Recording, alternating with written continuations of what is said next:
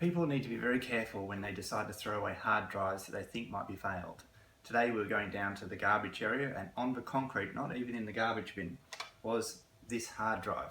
Obviously somebody had a problem with their laptop and they've taken the drive out and figured it's broken, I'll just throw it away. Now we've tested the drive in a USB adapter. These are nice things you can buy very, very cheap on the internet, and it allows you to connect a USB interface into a hard drive and thereby mount the hard drive on your laptop and retrieve the contents. We've done this, it doesn't work, so the hard drive obviously has failed. However, the next step is what is actually failed in the hard drive. Hard drives aren't complete kits all sewn together that nothing can be replaced on. There is an I/O board and then of course the magnetic media inside. The I/O board can be replaced, and I just happen to have a spare hard drive that I use for backing up that is exactly the same I/O board. So what we're going to do is swap the I/O boards over and see if we can repair this drive and retrieve the contents on it. Okay, taking the last screw out. So these boards simply come out. The interface is just simply touch against the head interface here, and the motor controls, again, is just touch. They just simply press down against it. That's why there's so many screws. So there's no wires to unplug, no nothing, it just comes straight out.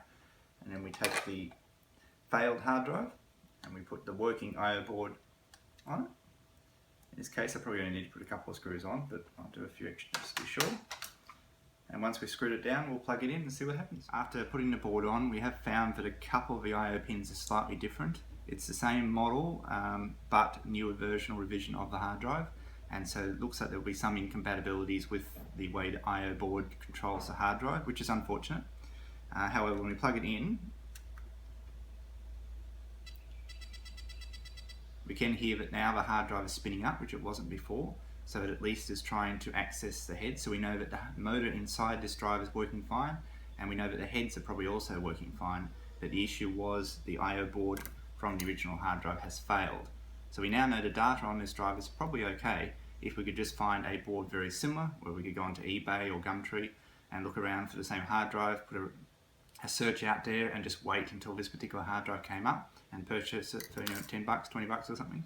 And if we did that and found the right board, I have a fairly good confidence that we would be able to retrieve any data on this hard drive, which could be a person's emails if they haven't encrypted it, it could be their browser history, it could be if they've saved all their passwords into Firefox or their Internet Explorer when going into particular websites.